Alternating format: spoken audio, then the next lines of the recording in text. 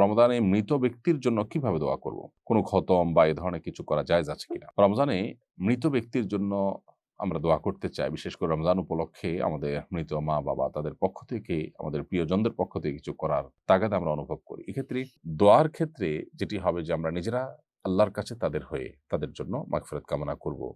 দুহাত তুলে দোয়া করব, চোখের পানি ফেলবো, অন্যদেরকে দিয়ে দোয়া করাবো বা অন্যদের কাছে দোয়া চাইবো তাদের জন্য। এটি হতে পারে। দ্বিতীয়ত তাদের তরফ থেকে আমরা দান সাদাকা করব। মৃত ব্যক্তির জন্য যে সমস্ত বিষয়গুলো করা যায়, তাদের পক্ষ থেকে উমরা করা যায়, হজ করা যায়, দান সাদাকা করা যায়, কোন ব্যক্তিকে খাদ্য দেওয়া যায়, আল্লাহর কাছে দোয়া করা যায়। অনেক ওলামাদের মতে আপনি কোরআনে কারিমের তেলাওয়াত পড়ে যদি বলেন যে আল্লাহ এর সবটা আমি তাকে দিতে চাই, সেটা অনেকের মতে দেওয়া যায়। এই যে ব্যাপারগুলো যেগুলো মৃত ব্যক্তির তরফ থেকে করা যায় সেগুলো আপনি করবেন। এর বাইরে খতম করার একটা প্রচলন আমাদের সমাজে আছে যে রমজান উপলক্ষে আমাদের মৃত ব্যক্তির তরফ থেকে খতম করাই। আসলে লোকজন ভাড়া এনে টাকা পয়সা দিয়ে খতম করালে সওয়াব তো হবেই না, বরং গুনাহ হবে।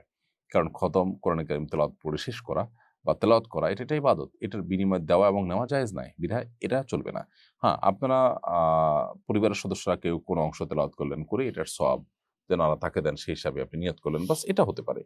এবং আপনারা নিজেরা ভাগযোগ করে নিলেন। পুরা ৩০ পারা কোরআন নিজেরা ভাই-বোন বা আত্মীয়স্বজনরা ভাগ করে নিলেন এবং সবাই যে যেটুকু পড়লেন এটার সওয়াব যেন আল্লাহ তাআলা তাকে পৌঁছে দেন সেজন্য দোয়া করি। এটা হতে পারে অনেক ইমামদের মতে, সেটির সুযোগ রয়েছে।